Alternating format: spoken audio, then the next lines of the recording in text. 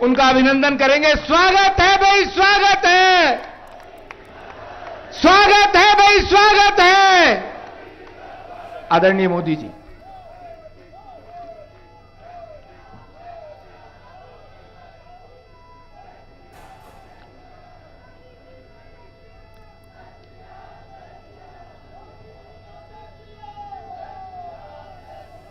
सबसे पहले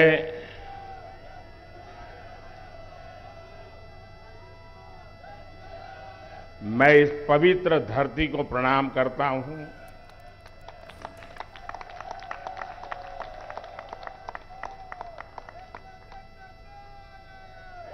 हमारे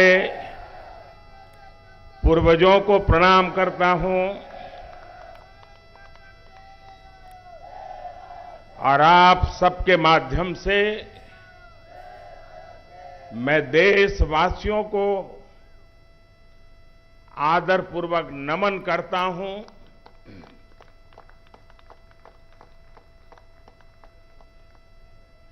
ये आप ही का पुरुषार्थ है, ये आप ही की परंपरा है। मैं तो दुनिया में जाकर के सिर्फ आपके पराक्रमों के गीत गाता हूं।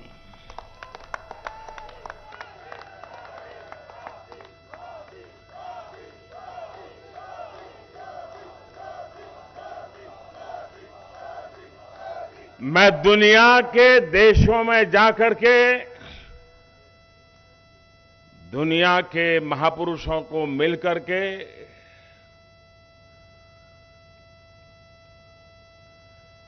हिंदुस्तान के सामर्थ्य की बात करता हूं। हिंदुस्तान की युवा पीढ़ी की टैलेंट की चर्चा करता हूं और अवसर मिलने पर भारत कैसे खिल उठता है, भारत के नौजवान कैसा पराक्रम करके दिखाते हैं, ये बात मैं दुनिया में जाकर के बताता हूं।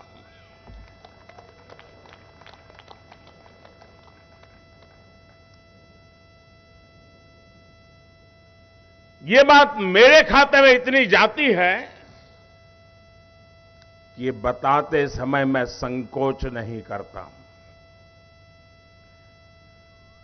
मेरे देश की महान संस्कृति का गौरवगान करते समय मैं आंखें नीचे नहीं करता हूं, आंखें मिला करके दुनिया से बात करता हूं।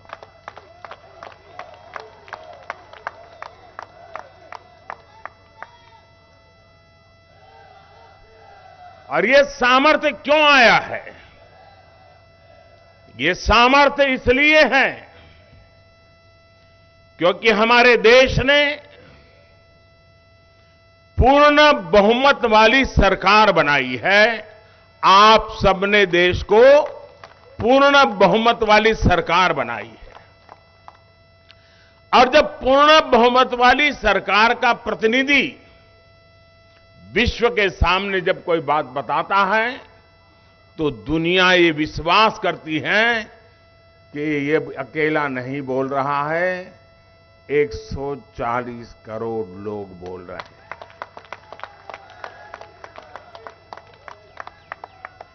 अभी नड्डा जी कह रहे थे कि मोदी जी को प्यार करने वाले लोग यहां आए हैं।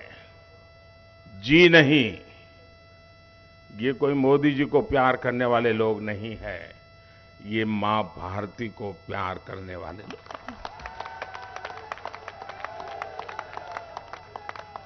ये हिंदुस्तान को प्यार करने वाले लोग हैं। हिंदुस्तान का नाम रोशन होता है तो 140 करोड़ देशवासियों का जज्बा नई ऊंचाइयों को छूने लगता है।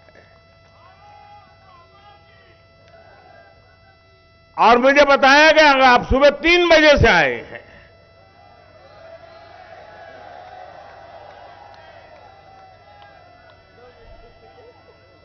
भारत की दुनिया में सही पहचान बने, भारत का दुनिया में जय जयकार हो। कोई हिंदुस्तानी इतना खुशियों से भर जाता है को रात को 3 बजे यहां आकर के पहुंच जाता है।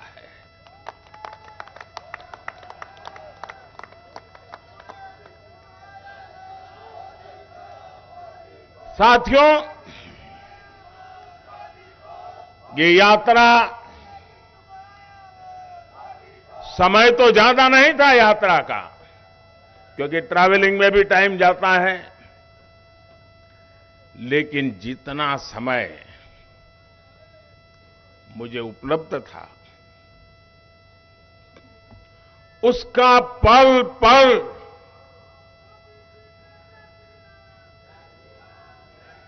मैंने देश की बात करने में, देश की भलाई के लिए निर्णय करने में अपना समय पूरी तरह से उपयोग किया मैंने।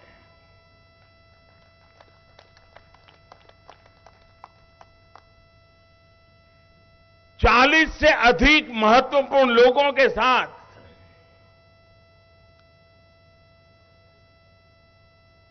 मिलने का अवसर मिला।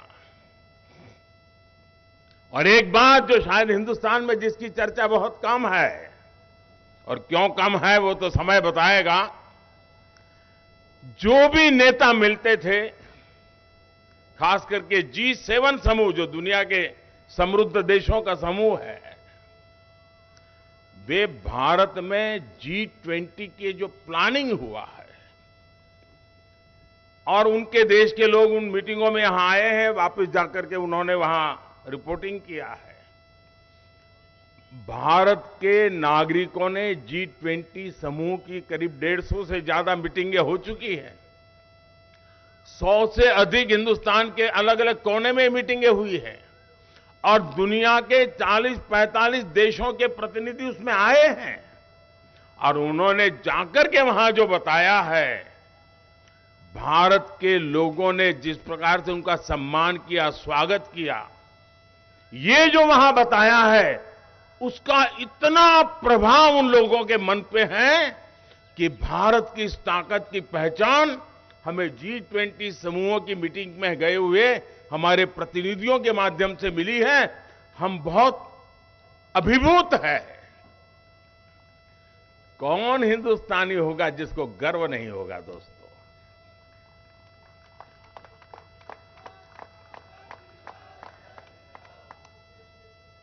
कभी कभी भारत की महान परंपरा के प्रति दोस्तों मैं सच कहता हूं,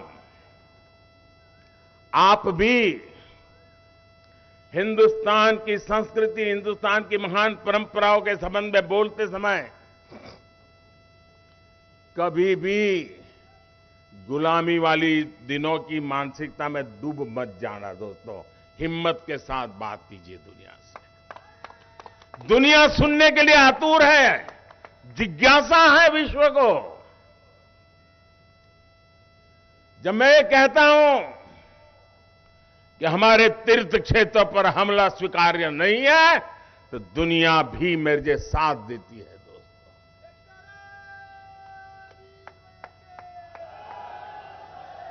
हिरोशिमा की धरती, जहां पर मानव संहार का भयानक घटना घटी थी,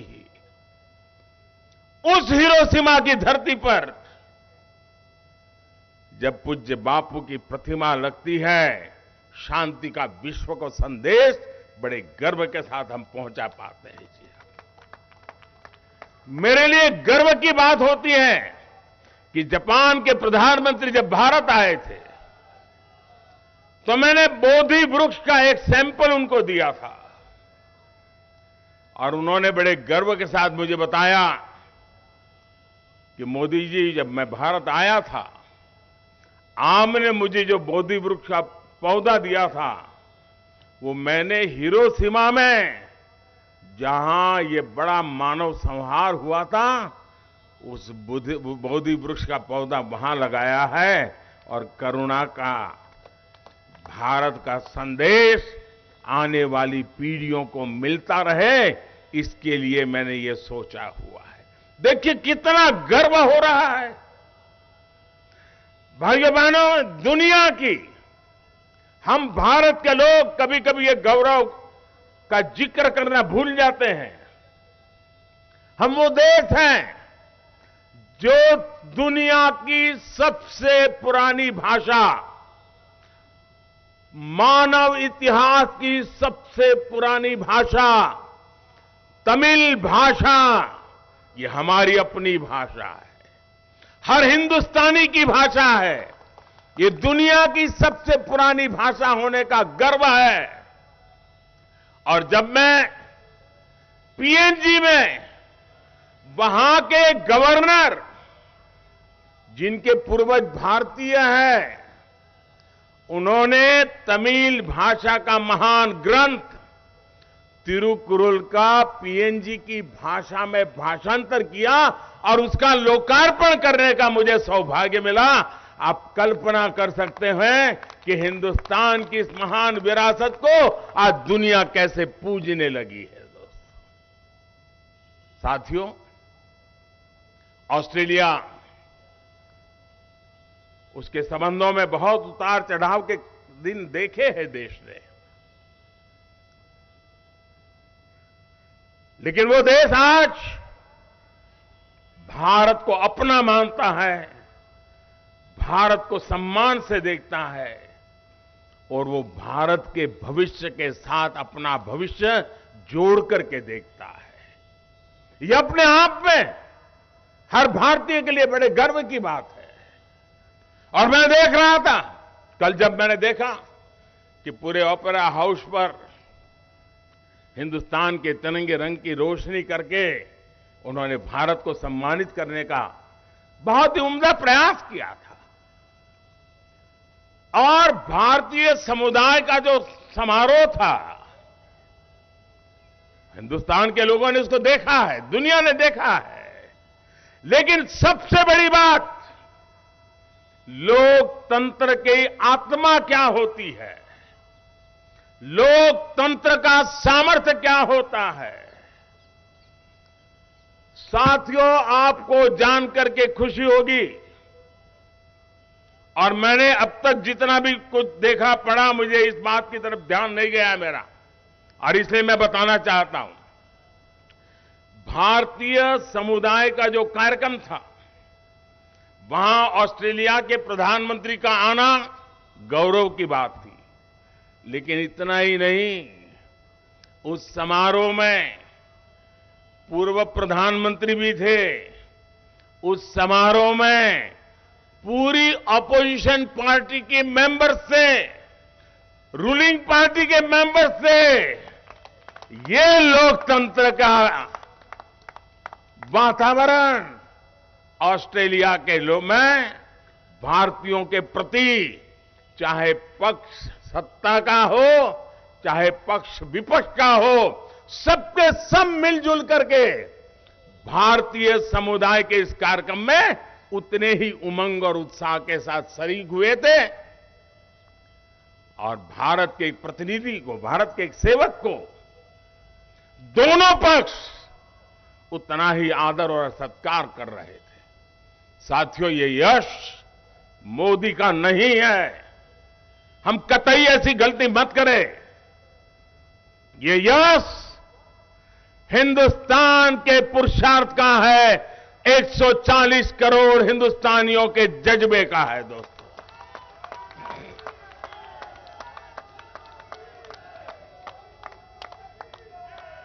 साथियों, जब कोविड के खिलाफ दुनिया लड़ रही थी, एक एक व्यक्ति को जिंदगी बचाने के लिए एक एक परिवार जूझ रहा था।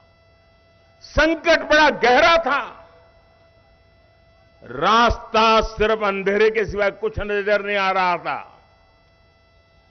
इस बीमारी से कौन बचाएगा, कैसे बचाएगा, कौन सी जड़ी बूटी काम आएगी, दुनिया उलझन में थी। हर कोई अपनी अपनी कोशिश कर रहे थे। विश्व के समृद्ध से समृद्ध देश भी कोविड के सामने घुटने टेक चुके थे दोस्तों। उस पल को याद कीजिए, हमने भी अपने कई परिवारजनों को खोया है।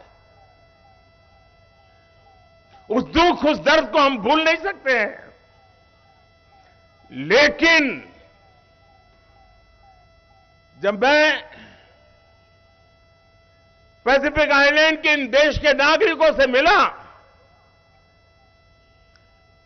हर किसी की आंख में, वो चाहे ड्राइवर हो, होटल में काम करने वाला कोई व्यक्ति हो, चाहे सब समारोह के गेट पर खड़ा हुआ कोई व्यक्ति हो, चाहे सिक्योरिटी में काम करने वाला जवान हो,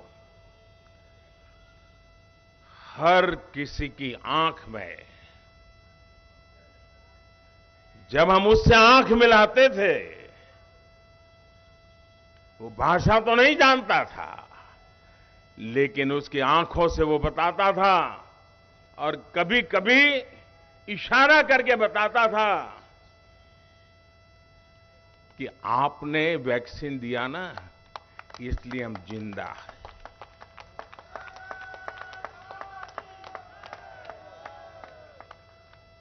दुनिया के कोटि कोटि लोगों की जिंदगी भारत की दवाइयों ने, भारत की वैक्सीन ने, और वो भी 140 करोड़ देशवासियों को संभालते संभालते औरों को भी संभालने में हम पीछे नहीं रहे। अभी कुछ दिन पहले मुझे जयशंकर जी बता रहे थे, हमारे विदेश मंत्री, वे लैटिन अमेरिका के देशों में गए थे। उन्होंने कहा कि मेरा लैटिन अमेरिका के देशों का अनुभव बिल्कुल नया है। मैंने कहा क्या हुआ? बोले लोगों को कभी कुछ इंडिया नाम भी मालूम नहीं है, भारत मालूम भी नहीं है।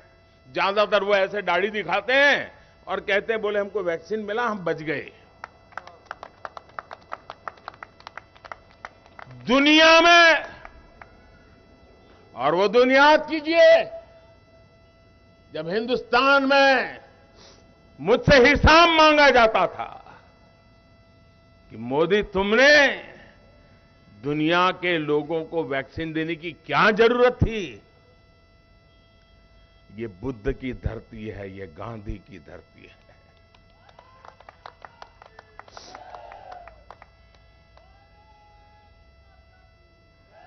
ये दुश्मन की भी भलाई सोचने वाले हम लोग हैं। हम करुणा से प्रेरित लोग हैं। हम सद्भावना के लिए समर्पित लोग हैं।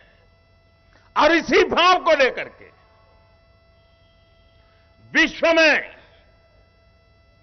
जहां भी बन पड़ता है हमने किया है। लेकिन साथियों, अब चुनौती बहुत बड़ी है।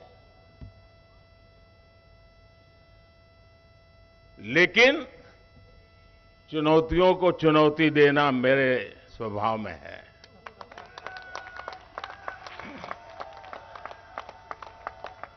और चुनौती दो है। कभी किसी देश को अपनी जड़ों को मजबूत करना एक बहुत बड़ी चुनौती होती है। अपने गरीब से गरीब के लोगों को गरीबी से बाहर निकालना, उनकी आवश्यकताएं पूरी करना। ज्यादातर लोगों के जीवन में ये काम आता है। हमारे सामने दो काम एक साथ आए हैं। समय, लोग, दुनिया इंतजार करने को तैयार नहीं है दोस्तों। हमारे सामने विश्व की अपेक्षाओं के अनुरूप भारत को नए शिखर पर ले जाना, ये बहुत बड़ी चुनौती है। विश्व की आशा आकांक्षाएं भारत से बढ़ रही है।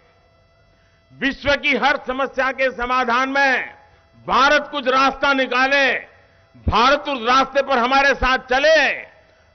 भारत क्या सोच रहा है हमें बताएं। दुनिया के हर कोने से यही आवाज आ रही है। लेकिन साथ साथ 140 करोड़ का देश मेरा दलित हो, पीड़ित हो, शोषित हो, वंचित हो, आदिवासी हो, गरीब हो, उनको भी इस समृद्धि के राह पर मुझे लेकर के जाना है। इसलिए पहली बार ऐसा हुआ है कि जड़ों की भी चिंता करनी है, शिखर की भी चिंता करनी है दोस्तों। लेकिन ये चुनौती भी 140 करोड़ देशवासियों के सामर्थ्य पर मुझे भरोसा है, हम करके रहेंगे, समय सीमा में करके रहेंगे और उसको हम पा करके रहेंगे। साथियों, मैं दुनिया में जब जाता हूं तो बातें तो करते ही करते हैं, अनेक विषयों पर अपनी स्पष्ट बात रखते भी हैं, लेकिन मैं कभी भी भारत की बात पहुंचाने का मौका नहीं छोड़ता। इस बार मैं जिन देशों में गया, ज्यादातर उसका मूल सामर्थ्य आदिवासी समाज से है, चाहे ऑस्ट्रेलिया हो, चाहे पैसिफिक आइलैंड के देश हो। और इसलिए इस बार मैं उनके लिए जो भेंट सौगात लेके गया था, वो मेरे देश के आदिवासियों के सम्मान को लेकर के गया था।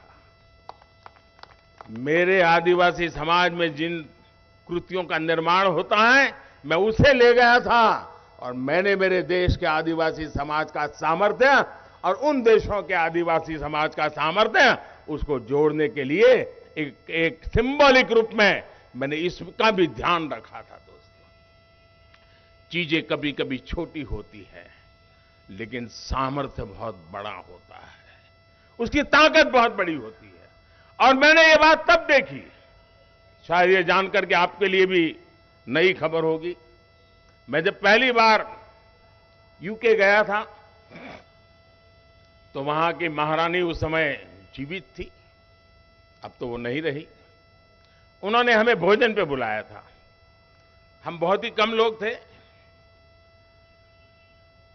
आमतौर पर प्रोटोकॉल में वो सामने बैठते हैं, हम इस तरफ बैठते हैं, लेकिन उन्होंने एक मां की तरह अपनी सीट छोड़ करके मेरे बगल में बैठ करके, देखिए तुम्हारे लिए मैंने ये वेजिटेरियन बनवाया है, ये तुम्हारे लिए ये वेजिटेरियन बनवाया, मां की तरह।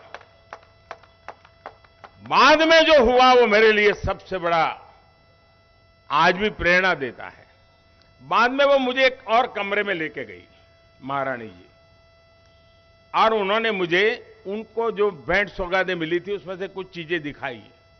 उसमें मुझे एक छोटा सा उन्होंने हैंडकरचिप दिखाया, 4 इंच बाय 4 इंच का होगा, छोटा सा, और धागे से हमारे यहां जो बनाते उस प्रकार का था। बड़े प्यार से उसको छू करके मुझे फिर मेरे हाथ में दिया, बोले आप भी देखिए इसको।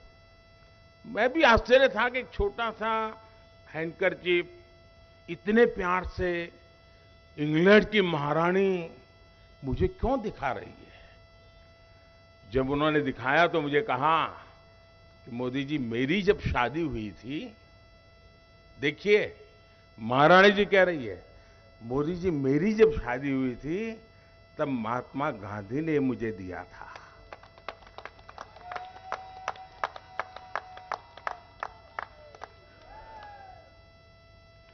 एक छोटा सा हैंडकरचीफ, हाथ से बुना हुआ हैंडकरचीफ, महारानी के मन पर इतने दशकों के बाद भी प्रभाव पैदा करता था।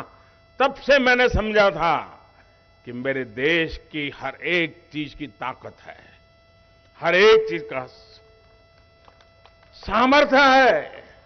और इसलिए इस बार मैं आदिवासी समाज की जो कलाकृतियों की रचना है, दुनिया के सामने लेके गया और उन देशों को मैंने एक भेंट में दी, इस गर्व के साथ दी कि ये मेरा आदिवासी समाज है जिन्हें सदियों से महान परंपराओं को निभाया है। साथियों, आज विश्व की जैसे जैसे भारत का सम्मान बढ़ रहा है, भारत का सत्कार बढ़ रहा है, वैसे वैसे भारत से अपेक्षाएं बढ़ रही है। ये हम सबका काम है कि हम मिलजुल करके देश को इतनी तेजी से आगे बढ़ाए, इतनी तेजी से आगे बढ़ाए, ताकि दुनिया की अपेक्षाओं को पूरा करने में हम कभी पीछे न रहे। मैं फिर एक बार इतने जल्दी जल्दी सुबह 3 बजे से यहां पहुंचना, इस प्रकार से स्वागत सम्मान करना, स्वयं राष्ट्रीय अध्यक्ष जी का यहां आना, दोस्तों ये प्यार मैं कभी भूल नहीं सकता हूं। मैं फिर एक बार आपको हृदय से अभिनंदन करता हूं। और जयशंकर जी के पास तो बहुत सी अंदरूनी बातें होती है, आज समय अभाव में उन्होंने बहुत कम बताई, लेकिन कभी उनके साथ बैठोगे तो बहुत कुछ सुनने को मिलेगा, क्योंकि दुनिया को 50 साल का उनका अनुभव है विदेश विभाग का, लेकिन इन दिनों एक नया रूप देख रहे हैं दुनिया का, और हम भी उस कंपैरिजन को देखते हैं जी। ये जो बदलाव है वो अपने आप में 140 करोड़ देशवासियों का सामर्थ्य है। जो सम्मान मुझे दुनिया में मिला है वो मोदी का नहीं है, न ही मोदी का उस पर हक है। ये सम्मान 100%, 100% 140 करोड़ देशवासियों का है, उनका अधिकार है। और मैं ये सम्मान उन्हीं को समर्पित करता हूं। बोलिए मेरे साथ, भारत माता की, भारत माता की, भारत माता की। बहुत बहुत धन्यवाद। बहुत बहुत धन्यवाद आदरणीय मोदी जी, आपने हम सबको